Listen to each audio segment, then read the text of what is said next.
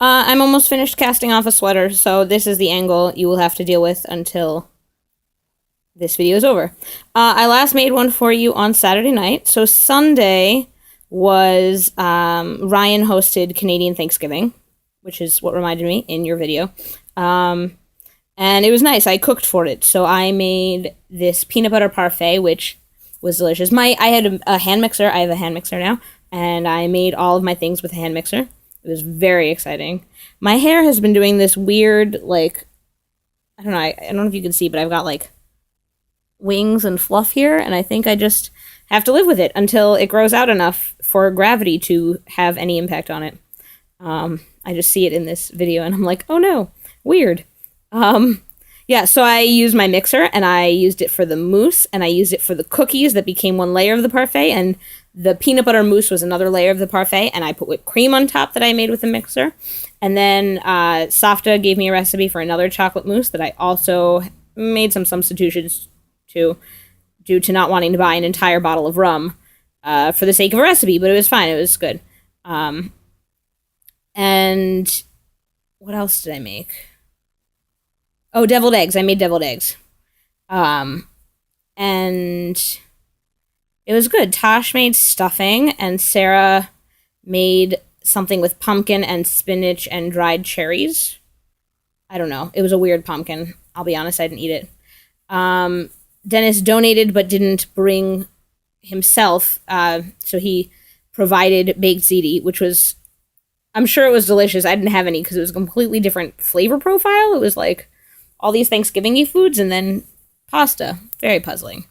And Joe did cranberry sauce and really good garlic mashed potatoes. Tosh did also zucchini. It was just really good. It was nice.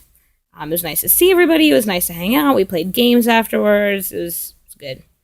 So that was my Sunday. Also, at a certain point, I'm the only one of us who, plus, I mean, Ryan has no microwave or no oven.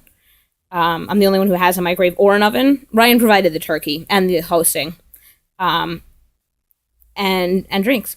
So at a certain point, my things didn't need to be hot. They, in fact, need to be cold. But everybody else came up to microwave their things. And at a certain point, I looked around and realized that everybody is in my apartment except me. It's kind of funny. His lack of microwave, or now that his oven is broken, or lack of oven, has led to Ryan showing up on a few occasions with just like a plate of food and being like, can I microwave? Might just give him a key. I'm sure you saw in the last video, I picked up couch surfers on Monday. And it's a mom and her 2-year-old who is freaking adorable. So cute. And so mom, they live in Singapore, but mom only speaks to the kid in English. I think dad does too. But I think grandma only knows Mandarin. So grandma speaks to the kid in Mandarin and the parent speaks to the kid in English. So the kid is, I mean, tiny, but functionally a native English speaker. Which, well done, parents. Yeah. So the kid and I made, we made banana bread last night, and it was pretty cute. She was tiny, and she was, like, mixing with me. She is the tidiest 2-year-old I've ever met. When they first came, she, like, was eating some snack or whatever, and I gave her a fork to finish it. So first she carried the little stool I have into the bathroom to wash her hands. And then she got a plate and a fork to eat her food. And then when she was finished, she threw away all of her trash and wiped up her crumbs and took her plate and fork to the sink and washed them. Doing a not spectacular job and with hand soap, but she's 2. It's fantastic. Very impressed. And she put the stool back where she found it. She's just very impressive 2-year-old. Especially for one I'm hosting. Like, I'm happy for it. Has anything else happened?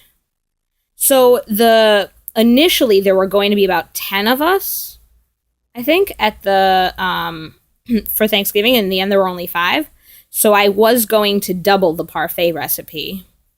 And I was not clear on how many it made because it, like, depends on glass size, the cup size of cups you use. In the end, it made 10 parfaits. So it would have made 20. So you make the cookies first, so I doubled the cookie recipe. And they were like, they weren't bad cookies. They were fine cookies, but they were, taste-wise, they were uninteresting. They didn't have any salt in them, or vanilla. So the flavor profile was kind of whatever. It was just, butter, sugar, flour, eggs, baking soda, and chocolate. But I mean, everybody was. So there ended up being a lot. It was supposed to make exactly 12 cookies, and I doubled it, so it should have made exactly 24 cookies. But in fact, it made 35 cookies plus some dough left over in my freezer. So I brought, and I only used maybe like 7 cookies for the parfaits. So I brought the rest into work and gave some to the lions and gave some to the couch surfers. And everybody was just like, how did you make these cookies? Can you teach me how to make the cookies? And I'm just like, literally, they're chocolate chip cookies. Like, if you Google chocolate chip cookie recipe, you're going to find it. It's going to be okay. And then, in fact, Laura, who's one of the part-timers, was so enthralled by the idea of the chocolate chip cookies and how one makes chocolate chip cookies that she's going to come over on Sunday to learn how to make chocolate chip cookies. Maybe we'll make a video together. Maybe not. Entertaining linguistic things. I learn more weird things about English the more I teach. Things I had never occurred, like, we have countable nouns and we have non-countable nouns. Like, I can have a hamburger, but I have, like, some rice. I'm not going to count my rice. I don't have 5,000 rice, right? I would have 5,000 grains of rice, but the rice itself is a non-count noun. So today I was doing a mini listening lesson, like a makeup lesson for Kay, who had been sick a couple of days, and it was like how to order at a restaurant. What would you like? I'd like a hamburger. Anything else? Yes, I'd like to drink blank, please. And the options were either a soda or may I have blank, please. Whatever it was, it fit. It was like, may I have a soda, please? Or may I have milk, please? May I have water, please? May I have juice, please? He was like, why a soda and not a milk? And I was like, I don't know. I was like, well, he said, why not a milk? I said, well, we can't count milk. It's not, you can't count them. They're milk. Like, we can't count it. And then he said, can we count soda? And I went, wait a minute. I don't know. So maybe you can shed insight on this. Why can we count soda and we can't count milk? We can count glasses of both. We could, if milk came in cans, and it probably does somewhere, we could count cans of both or bottles of both. Why can we count soda and not milk? There's your puzzle for the day. Bye.